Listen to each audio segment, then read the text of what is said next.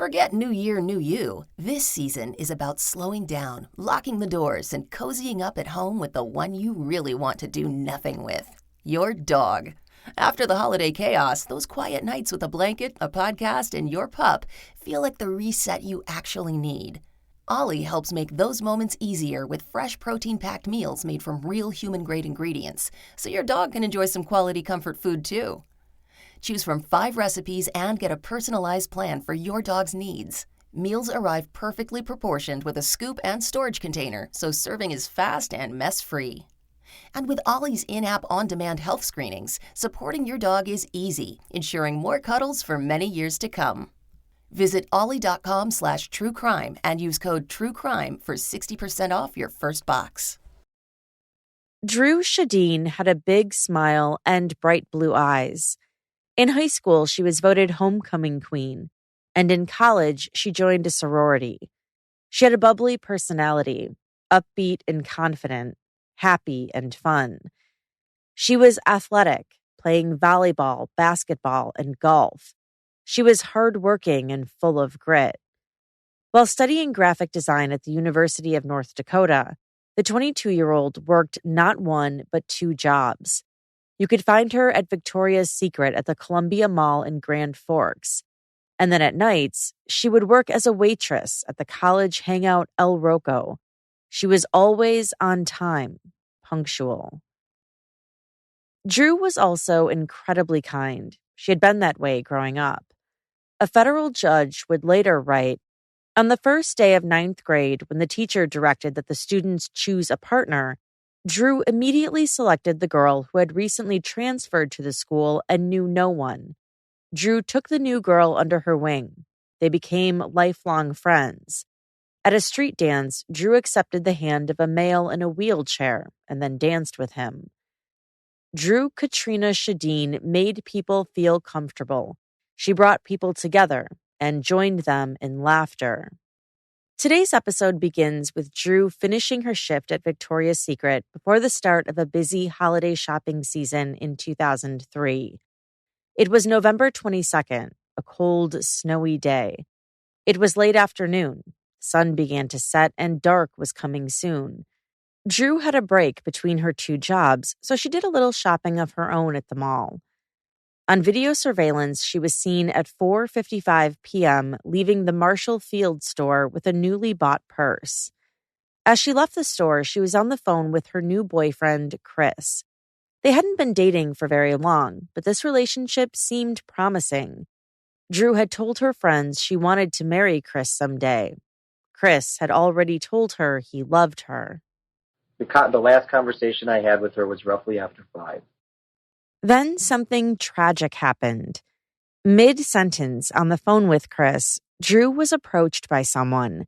She appeared to say, okay. Then she was cut off and the phone call abruptly ended. While at the Grand Forks Police Department, Chris explained what happened to investigators. I couldn't tell you if she was walking from shopping. If she, I didn't say, physically, what are you doing or not. She was shopping. She had her bags and stuff, and I could not tell from the audio behind her if I assumed she was in her car leaving. Because we were just talking about, she was telling me about the stuff she bought. What did she tell you she bought? She bought a purse. She didn't say goodbye or anything. It's okay, and the phone goes. Yeah, and the phone goes gone, and that's the last. You try her back right away? Yes.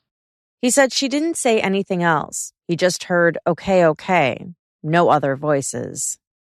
It wasn't a scream. It wasn't anything that would, it was just it cut off. And I let some time pass thinking, okay, a phone situation. She might have dropped the phone in the car, or there was I remember saying to her in a message that I left her, like, did you get in a little fender bender or something? Just one of those situations where something occurred. Okay. But I never would have dreamt that it. Sure, that's all right. That it was what it was. That I'm not. Well, it's still looking into what it is. So. He said he gave her some time to get back to him before trying her back. He said he left her messages asking what was going on. He wasn't terribly alarmed, but it was strange that she hadn't called back yet. He called her roommate Megan and asked if Dru was there. Isn't that kind of odd? He recalled asking her, noting that Dru would have stopped home before her shift. Megan said it was, and that's when he started to get worried. And then he finally got a call back. I got a phone call from Dru at exactly 7:42 because it's on my phone, and I've looked back when she called. Okay. Well, how do you know it was from Dru? Because her name, I have her name as DRU on my speed dial, and it was from her. So it and then up I on was the excited. then? I was excited, because I was like, okay, this is her. My brother's like, cool. And I just thought this was going to be her saying, sorry, this is what happened. You won't believe this. I got a flat tire. You know what I mean? I was just waiting for her explanation of not getting back to me. I wasn't, flipping my lid, but when I picked up the phone, I couldn't hear her right away. So I was like, maybe it's the reception of my brother's house. So I ran outside and I yelled, Dru, Dru, I can't hear you. And all I heard was, and a couple of pushes of a touch tone. Okay, so I hear a beep. As if someone you're making a sound and it sounded like a bad reception. Pure static, and it almost sounded like wind. It kind of just sounded like really bad reception somewhere. Okay. I mean, literally, I could not hear a word. There was no dialogue of any kind, and now I'm extremely worried because the vicinity that she calls me from Victoria's Secrets, the mall, anywhere to El Rocco where she works and her apartment, she always can call me and I always can talk to her. The reception is never bad. And so that made me really wonder what's going on, and I couldn't speak to her. Called her back again, and I don't know how many times I called her again. Okay. But that was when I called Megan and I said, would you please look into where she might be? And she said, should we call the hospital and the local police? The strange call with only the sound of pressing buttons had lasted for 55 seconds. Chris and Megan called the police, and a missing persons report was filed when Dru didn't show up to the restaurant for her 9 p.m. shift. Very quickly, investigators with the University of North Dakota Police found Dru's red Oldsmobile Cutlass still at the mall. The driver's side door was locked, but the passenger side was unlocked. Police could see Dru's shopping bags, golf clubs, plenty of her clothes, crafting supplies, and other items. A mess, just like normal. The crime shocked the town, and word of her disappearance spread across the country. Had Dru been abducted from a busy, well-lit mall? This is Jillian in partnership with Law and Crime. You are listening to Court Junkie, episode 265. And use the code WART.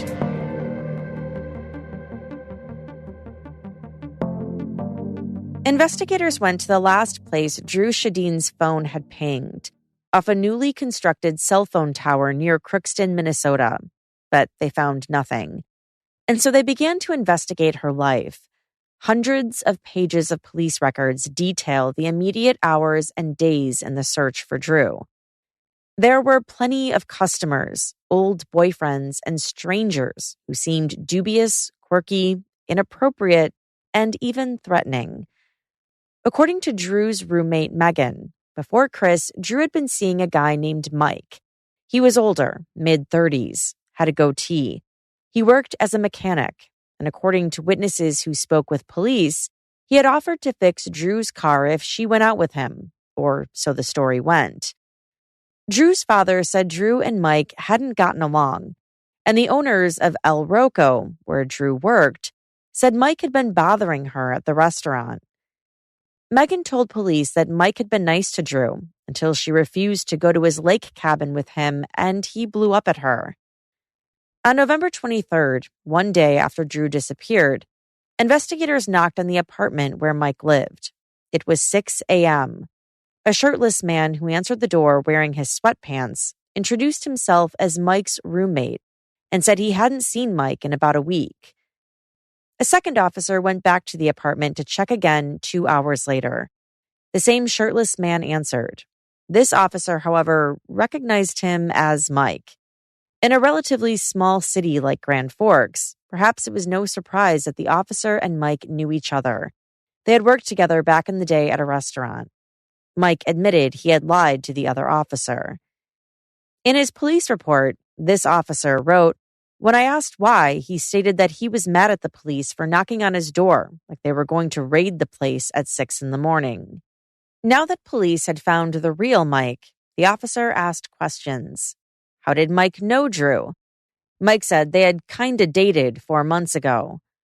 Where was Mike yesterday when Dru disappeared? He responded that he had been home since 5 p.m. He hung out with his roommates. They drank, ordered the hockey game online. A woman then came over and spent the night. Mike said he and his friends were up partying until 3 a.m. and then went to bed. It was a story that was pretty verifiable. Everything checked out with the roommates and the woman, who was still there. The officer checked Mike's records and saw a warrant out for his arrest from Fargo, North Dakota. It was for a crime unrelated to Dru's disappearance. But Mike was going to go to jail. He got dressed and was put into a patrol vehicle.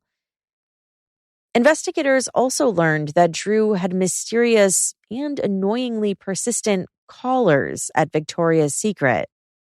Robin Winnell, who was Dru's boss there, remembered Dru always getting phone calls at work. Sometimes it was a man who called. Sometimes it was a woman. They called so much that store employees told them they needed to stop.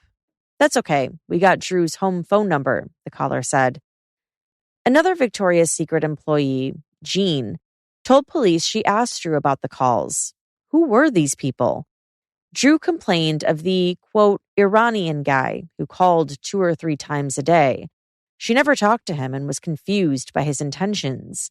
She said she didn't owe anyone money, so why would he be harassing her at work?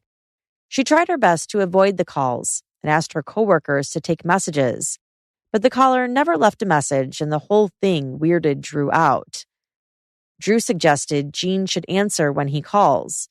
"Pretend you're me and see what he wants," she had said. The calls had started in October, and they went on for about 3 or 4 weeks, according to Jean.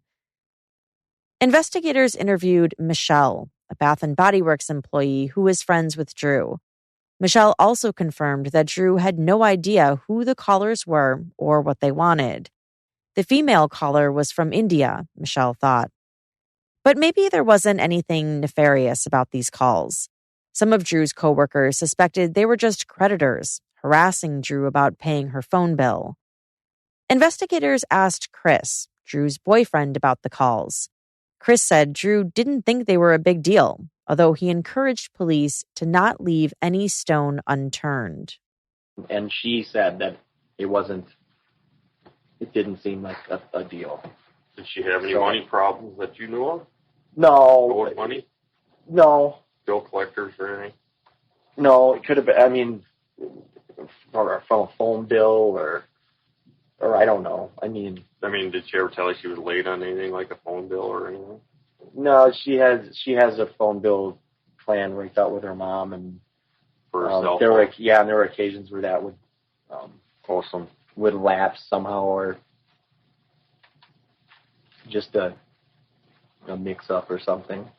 But I'll be honest with you, I don't know all of her debts, and I don't know financially, I don't know her situation. So yeah, it's possible. I mean, she's a college gal and working 2 jobs, and Michelle, the Bath & Body Works employee, had a recollection of something unsettling at night in the mall about a week earlier. It was 10 p.m. on November 18th, and she and Dru were closing their stores and heading to the bank to deposit money. Michelle noticed a black utility vehicle waiting in the parking lot by Dru's car. A man was sitting inside looking at his phone. Michelle brought it up as she tried to give any helpful details she could about her friend's last few days. Another woman, who was a Salvation Army bell ringer in the mall on November 22nd, noticed a man sitting on a bench directly in front of Victoria's Secret, staring straight ahead at the door. The man, whose physical description sounded so generic it could be anyone, didn't have any shopping bags with him. He was alone. Was he waiting for someone? Was he watching the store?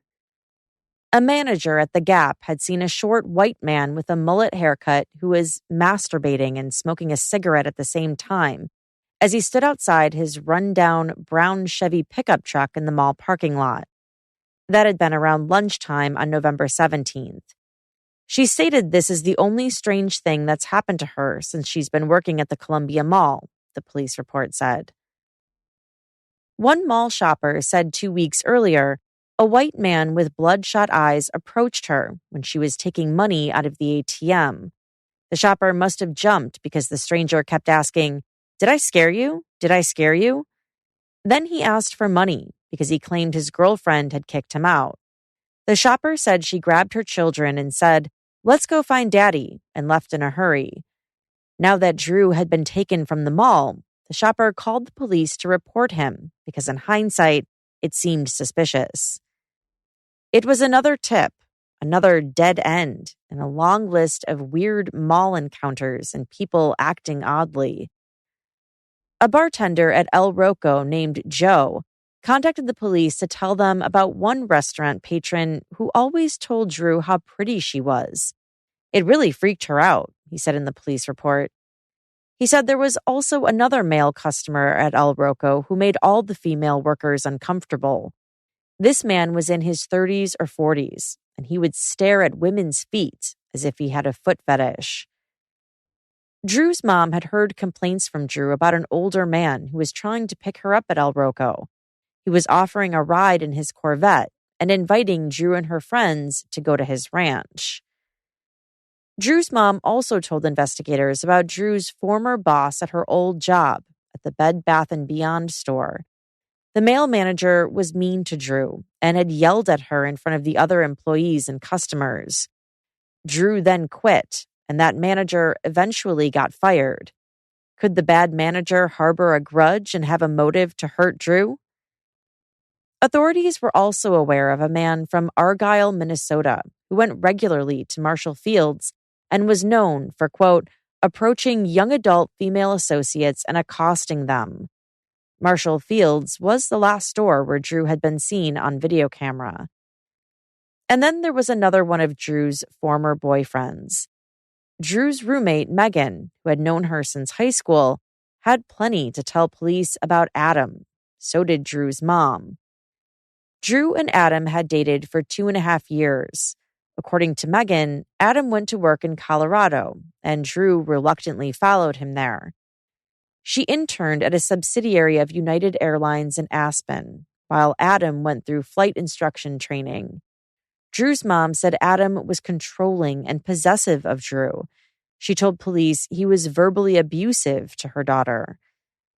Megan said Dru was flirty and fun and wanted out of their relationship, but that Adam hadn't gotten the hint. Dru ended up kissing another guy, and Adam found out. He was furious. Dru then left Colorado a week early, and the couple broke up, which was awkward because they shared the same circle of friends. Time had made everything a little easier, however, and Adam and Dru had both moved on and were dating other people. But had Adam really moved on? Dru's mom said he still called Dru and wanted to get back together.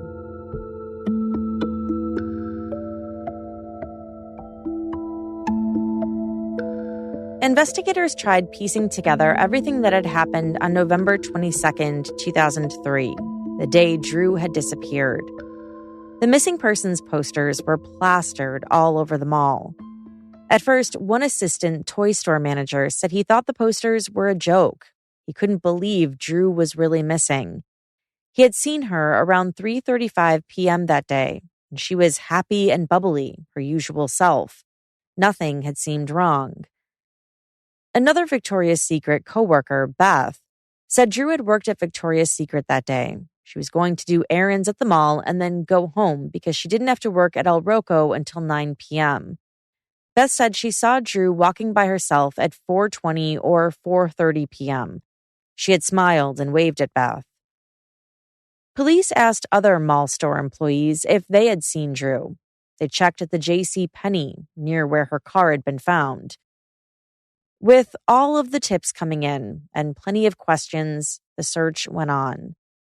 It was now November 24th, 2003. Still no sign of Dru, and the police department was putting more manpower into the case. Local authorities, the Minnesota Bureau of Criminal Apprehension, and the FBI were searching for her in northwestern North Dakota and eastern Minnesota. A task force was formed and made a makeshift headquarters out of the local police department's basement. The case itself blew up. The story of the abducted college student taken from a busy mall went national. Tips were pouring in. Busloads of people from North Dakota and Minnesota were arriving to help search fields, roads, and anywhere Dru could have been. The search continued. They found discarded items outside. Some items seemed unrelated, like a pair of Victoria's Secret underwear or condoms. Other finds proved to be more valuable. Under the bypass bridge of U.S. Highway 75 was a single black slip-on shoe, which matched the shoes Dru had been wearing. In the mall parking lot, a broken knife had been found near Marshall Fields, and a black sheath lay on the ground about 3 feet from the back passenger's door of Dru's abandoned car. All of these items, the shoe, the sheath, the underwear, the condoms, were collected into evidence. Meanwhile, investigators kept searching the surrounding areas. That's Rocket Money Retail Business to the next level today. That's shopify.com/courtjunkie. On the list of local sex offenders who had a history of abducting and sexually assaulting women was the name Alfonso Rodriguez Jr. In 2003, when Dru disappeared, Alfonso was 50 years old. He had been in jail almost his entire adult life and had been released just 6 months prior from Moose Lake Correctional Center. He was living in his mother's basement in Crookston, Minnesota. Dru's phone had last pinged just outside Crookston. After his prison release, Alfonso had gotten a job working construction. He liked to fish off the Interstate 75 bypass bridge, near where Dru's shoe had been found.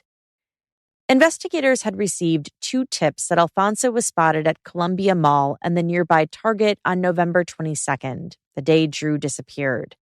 The tips came from people who had known the Rodriguez family for years and who were aware of the well-publicized search for Dru. Alfonso's mother told police her son had been gone most of the day on November 22nd. He left around noon with a shopping list and didn't come home until about 8:30 p.m. Dru had been seemingly abducted at about 5. Police went to the construction site where Alfonso was working. He agreed to go to the police station for an interview. Alfonso retold the events of November 22nd. He said he had gone shopping at Sam's Club, Walmart, Target, the Columbia Mall, and then he went to a movie and grabbed McDonald's. He denied going into Victoria's Secret. The details, however, were hard to come by. At first, he couldn't say what movie he went to or describe what it was about. He threw away the movie ticket stub, he said, but he knew it had started around 4:30 or 4:40 p.m. How much did the movie cost? He wasn't sure, but thought it was around $6. Then he remembered. It was Once Upon a Time in Mexico. The movie was about shooting and drugs and starred Antonio Banderas, he told police. He insisted he had not been at the mall when Dru was abducted, although his statements were contradictory. He also said he arrived at the mall around 4 p.m. and stayed for about an hour, which also fit the timeline for when Dru was kidnapped. Alfonso refused to do a DNA swab. "You already have my DNA on file," he told police. He agreed, however, to let them search his car, a red Mercury Sable. Inside, investigators found fishing tackle, a 5-inch lock blade knife, and surgical gloves, which Alfonso said he wore while he was fishing. In the glove box, they found a 2-bladed pocket knife with a broken blade. Alfonso also had another knife, a black folding knife with a 4-inch blade, in his trunk. The knife in the trunk proved to be a big discovery. A black sheath had been found by Dru's car. And it was a unique item because investigators could see writing printed on it. In white letters were the words "tool shop." That sheath had been a part of a special knife set sold exclusively at Menards for $4. The knife in Alfonso's trunk matched the same kind of knife included in the set. Investigators also checked the movie listings. On November 22nd, no theater in Grand Forks was playing Once Upon a Time in Mexico. And then perhaps the smoking gun. Small amounts of blood were found in 2 different places in Alfonso's car, on the rear seat and the back passenger window. Investigators tested the blood samples and compared them to the DNA on Dru's toothbrush back at her apartment. It was a match. The blood in Alfonso Rodriguez's car was Dru's voice shouting out, "I was here. I was forced here." Dru Wrigley, U.S. Attorney for North Dakota, would later say in court, "That girl fought. She's right here with all of us today. You can feel her strength. It's in the evidence and it's calling out to tell us what he did." According to the police report, investigators also noticed Alfonso showed signs that he had been in a physical struggle. His right hand was scratched. He had a noticeable bruise and a recent injury on the top of his head. On December 1st, 2003, 9 days after Dru's abduction, Alfonso Rodriguez Jr. was arrested for kidnapping. The story appeared on all the major TV networks. Also, according to the police report, Alfonso's mother and sister, quote, looked Alfonso in the eye on different occasions prior to him being arrested and had asked him if he would ever hurt anyone or if he did this to that girl. Both times, Alfonso said no. Alfonso did say that he was worried the police would put something in his car to make it look like he did it. You can hear investigators questioning Alfonso here in this recording, and they did most of the talking. And I can respect your not wanting to talk to us, but there are a few things that I would like to say to you, okay? I don't know, have you had the opportunity to review the paperwork that Agent Alquist provided you that night in reference to what was seized from your vehicle? Okay. We have Dru in your vehicle. We've got her blood in your vehicle. Now, our goal right now, there were 2 parts to this investigation to start with. First of all, finding who abducted Dru and finding Dru. Okay. Well, now our focus has shifted completely to finding Dru because we have found the person who kidnapped Dru. We know that Dru is probably not alive. She's not with us anymore. We know that because of the blood and the type of blood that we found. There's a lot of details. I mean, we don't know what happened. We don't know what caused her death. We don't know what caused her to be bleeding. Could be something as simple as, she slipped and fell and cracked her head on the ice or something like that. We don't know that.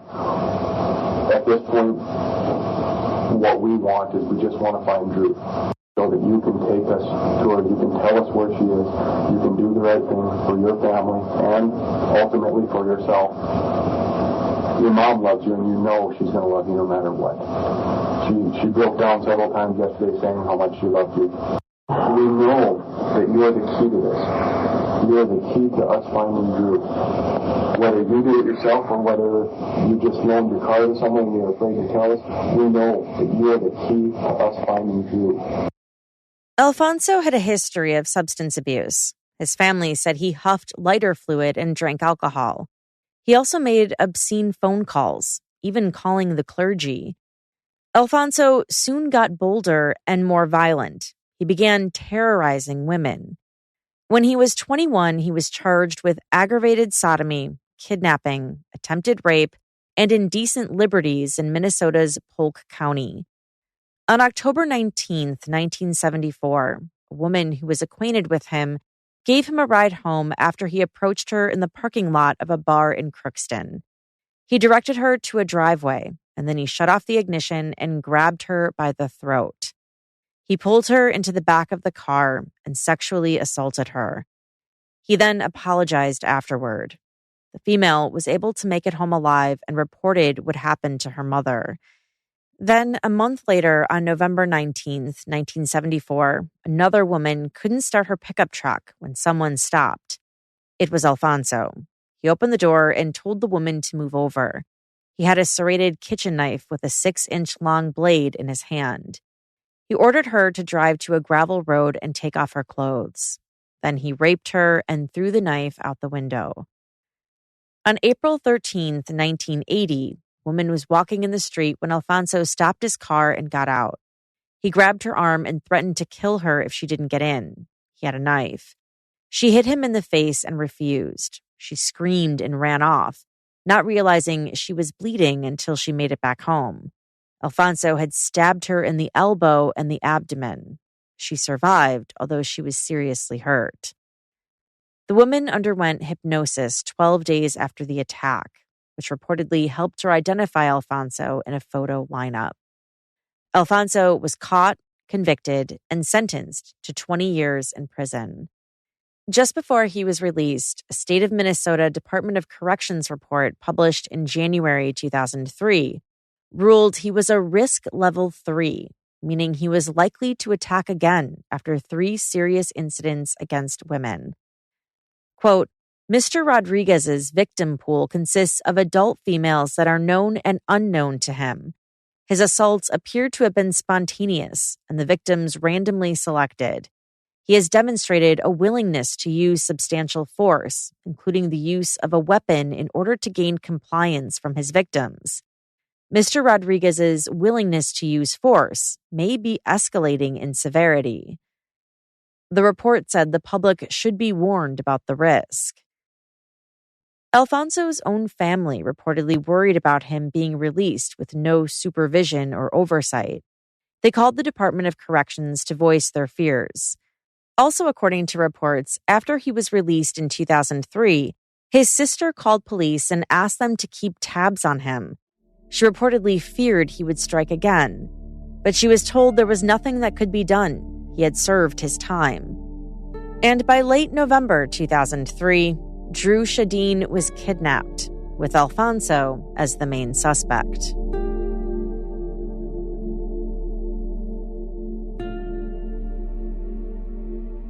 On December 3rd, while in custody, Alfonso was questioned again by detectives. He looked down and spoke quietly, denying that he had hurt Dru. Even Alfonso's sister petitioned him, asking where she was. When the siblings were alone together in a room, with a recorder running, she said to him, "Mom can't go through much more. Please tell me if you did." "No, I didn't," Alfonso replied. "We'll stand by you," she said. "I didn't," Alfonso insisted. "They found blood, honey. They found a little bit of blood, her blood in your car," she said.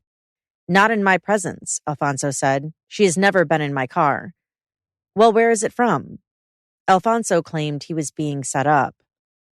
His sister told him she loved him and then pushed him to tell her anything about where Dru was. But it was all in vain. While Alfonso was being extradited and sent to Grand Forks County Corrections, he rode in the back of a detective's unmarked police car, with a Border Patrol helicopter and 2 other unmarked police cars escorting. The questioning continued. The detectives asked hypothetical questions to get him talking about Dru, if he had been the one to kidnap her.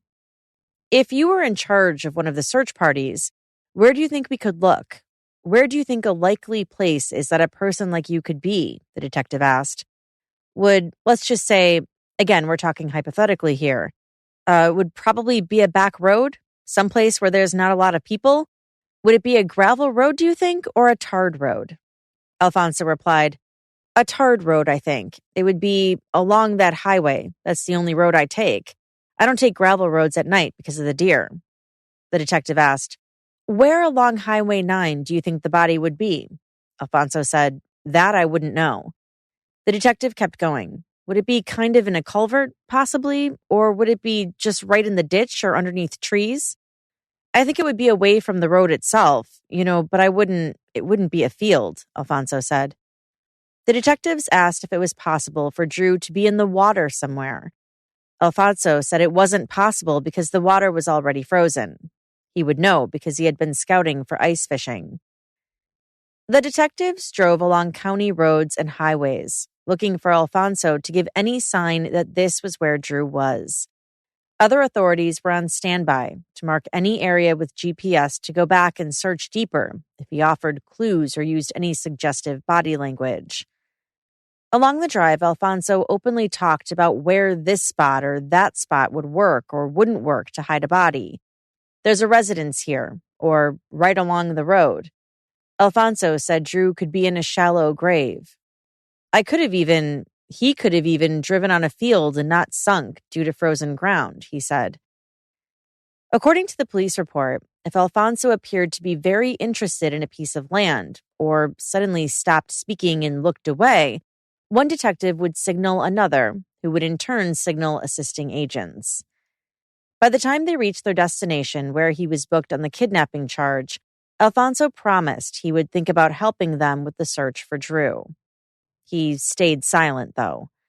Meanwhile, investigators were also analyzing surveillance footage provided by Marshall Fields that showed Dru walking into the store.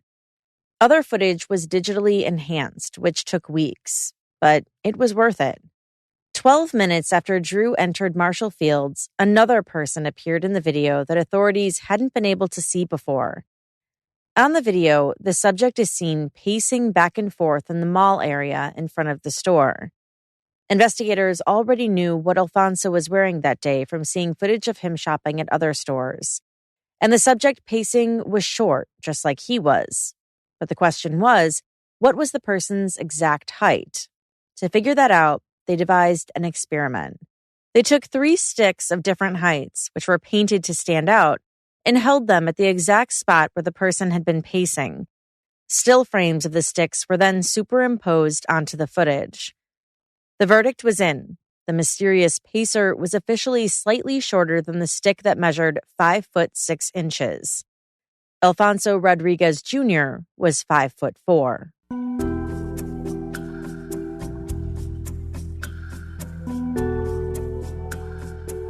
Thanksgiving passed, then Christmas, then New Year's Day, with Dru's family not knowing where she was.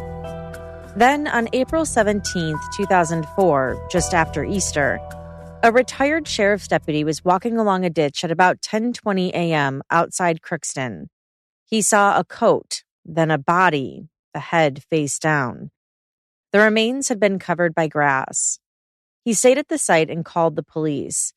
Dru had finally been found, about 30 miles away from the North Dakota Mall.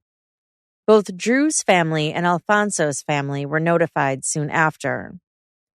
According to the Grand Forks Herald, Dru's sorority sisters asked a police sergeant to take them to the ravine where her body was found, and they left pink flowers there in honor of her. Dru's hands had been bound behind her back. She was naked from the waist down. Rope and what was left of a plastic bag was around her neck. According to prosecutors, she had been raped, beaten, and her throat slashed twice. Her phone was near her body. An autopsy was performed. The findings, no surprise, was manner of death a homicide. The cause of death was homicidal violence. Now that there was no doubt that Dru was dead, after being missing for 5 months, her loved ones finally gathered to mourn her and honor her life at her funeral.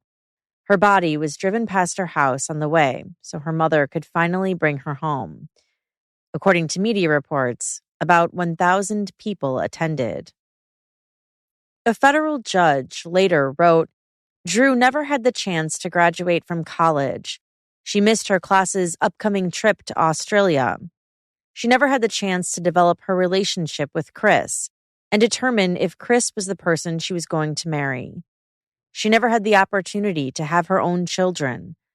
Although Dru was only 22 years old when she died, the loss to her friends, to her family, and to society is immense. In fact, incalculable. Dru had been abducted in North Dakota, and her remains were found in Minnesota. She had been kidnapped and taken across state lines. That meant the case was going federal. In U.S. District Court, Alfonso was charged with kidnapping resulting in death. It would be the first death penalty case in North Dakota in 100 years. Alfonso pleaded not guilty. Opening statements began in 2006 in a courtroom in Fargo, a venue change made by a judge who worried the case got too much attention in Grand Forks. Fargo was about 80 minutes away. The Associated Press reported that in his opening statement, Assistant U.S. Attorney Keith Reisenhower said Alfonso Rodriguez held Dru Sjodin for the purpose of sexually assaulting her. He said the defendant stabbed her and slashed her throat, leaving her to die in a ditch. What actually killed her? That was a mystery, according to the prosecution. She could have been suffocated from the plastic bag found over her head, since her arms were tied with a rope. She had been stabbed in the neck. She was also left in the winter cold, according to Ramsey County Medical Examiner Michael McGee.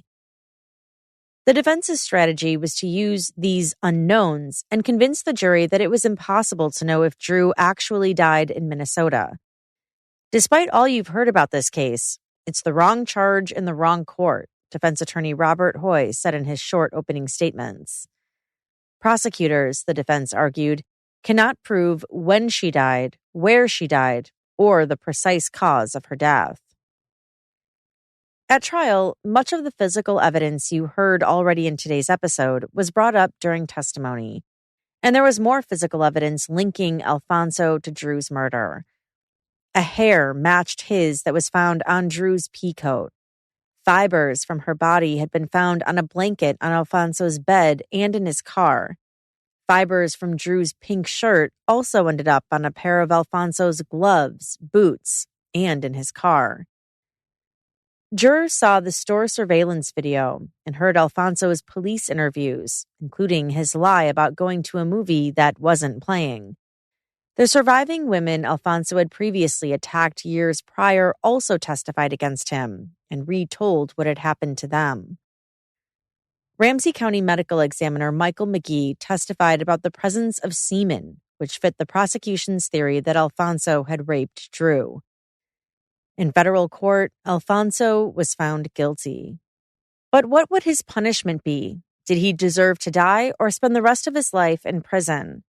The penalty portion of Alfonso's trial was reportedly emotional. Jurors openly cried in the courtroom at times, according to the Grand Forks Herald. So did the families of both Dru and Alfonso. Alfonso's two victims from 1974 returned to testify for a second time and shared the years of trauma they had experienced because of what they had been through. It was as if they were speaking on behalf of Dru. Pause to think what Dru endured, the federal prosecutor said. The defendant's actions were shockingly evil and extremely wicked. The defense called Alfonso's mother to the stand to make a plea to save his life. Dolores Rodriguez had been a 16-year-old migrant worker when she married Alfonso's father. She recalled being pregnant and working on her hands and knees in potato and beet fields sprayed with dangerous pesticides like DDT. Those chemicals, many now banned, made her clothes sticky and got on the baby's diapers. She said her children played in the fields while she worked.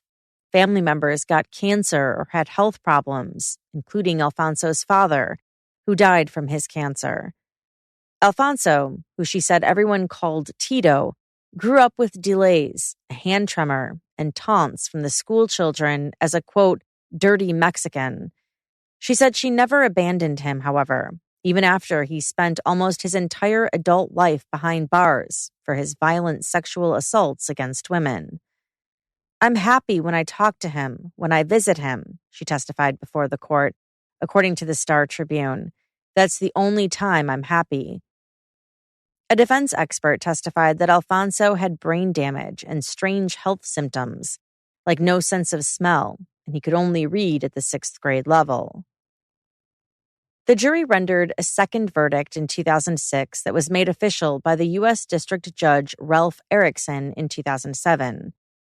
53-year-old Alfonso, who had been found guilty of kidnapping Dru and causing her death, deserved to die for his crimes, they ruled, following 12 hours of deliberations spread over 3 days. Alfonso showed no emotion when he learned of his fate, according to media reports. Alfonso's appeals dragged on for years and years. And more than 20 years after Dru's 2003 murder, the case is still making headlines. His death penalty sentence was thrown out by the same judge who presided over the 2006 murder trial. In 2021, Ralph Erickson, now the judge for the United States Court of Appeals for the Eighth Circuit, overturned the death sentence for multiple reasons in a lengthy 232-page opinion. He wrote, "The decisions the court has made in this proceeding are based on careful consideration of all of the evidence in the record, including the trial record, testimony from the evidentiary hearings held in this case, and voluminous expert testimony made part of the record in this proceeding. While it is beyond question that Rodriguez abducted and murdered Sjodin, the evidence now in the record has led the court to conclude that errors were made that violate the United States Constitution, such that due process demands a new penalty phase trial be held." Firstly, Alfonso's defense hadn't done enough to bring up his intellectual disabilities and his mental health during the trial, Judge Erickson said. "It is undeniable that Rodriguez is of low intellectual functioning and demonstrates significant adaptive deficits. But there is insufficient evidence in the record demonstrating Rodriguez was intellectually disabled," he wrote. "The court cannot rule out other factors that may be contributing to Rodriguez's below-average cognitive functioning that is evident today. To name a few, Rodriguez's history of alcoholism, his family history of dementia, and his brain trauma. As a result, Rodriguez's Eighth Amendment challenge to his sentence is unavailing." The judge also took issue with one of the key trial witnesses, Ramsey County Medical Examiner Michael McGee. Judge Erickson attacked Dr. McGee, who had testified that Dru died either from strangulation, the elements, or from having her throat slit. The judge didn't mince words on what he thought of him. Ramsey County Medical Examiner Michael McGee presented unsupported, misleading, and inaccurate testimony regarding the cause of Dru Sjodin's death. The circumstances surrounding Sjodin's death were instrumental in advancing the government's arguments for why this case is unlike other murders, such that a death sentence was the only just and appropriate punishment, the judge wrote. When the government failed to produce a single witness to support McGee's trial opinions during the course of these post-conviction proceedings, and not even McGee himself attempted to support his trial opinions, there can be only one reasonable conclusion. The jury did not hear the truth. At trial, Dr. McGee had testified that semen was found, which the judge argued did not fit with what was actually written down in the autopsy. Nowhere in McGee's provisional autopsy report is there anything indicating the presence of semen found on or inside Sjodin's body, Judge Erickson wrote. The doctor's testimony at trial was so unmoored from a scientific basis that it should not have been received at all. It was reasonable for jurors to believe Dru's abduction was sex-related, but to say definitively that there was a sexual assault was a stretch. He wrote, "Despite the absence of scientific evidence to establish the presence of seminal deposition, there was sufficient evidence for reasonable jurors to find, 1, there was an abduction, 2, Rodriguez attempted to sexually assault or perhaps did sexually assault Sjodin in a manner that might not have involved ejaculation, and 3, Rodriguez tragically killed Sjodin." After the sentence was overturned, the federal government changed Alfonso's punishment without a hearing. They instead decided that Alfonso would spend the rest of his life in prison. The Grand Forks Herald editorial board opined an op-ed with a headline that read, "Cold-blooded killer evades his rightful sentence." In the summer of 2023, Alfonso Rodriguez Jr., now 70 years old, left death row in Terre Haute, Indiana, and was transferred to a federal prison in Sumterville, Florida. As for Dru Sjodin's legacy, in 2006, President George W. Bush signed Dru's Law as part of the Adam Walsh Child Protection and Safety Act. Drew's Law created a national database for sex offenders where you can type in your address to look up registered offenders who live within a 1-mile radius. You may have used this yourself at some point. And that's all for this episode. This episode was researched and written by Gabrielle Russon. As always, I'd love to hear your thoughts about this case. Join the conversation on Instagram at CourtJunkie, find us on Twitter or X at CourtJunkiePod, or email us at podcast@courtjunkie.com. To hear these episodes without the ads and hear additional Court Junkie bonus episodes, check out our Patreon options at courtjunkie.com/support. Thanks again for listening. Until next time.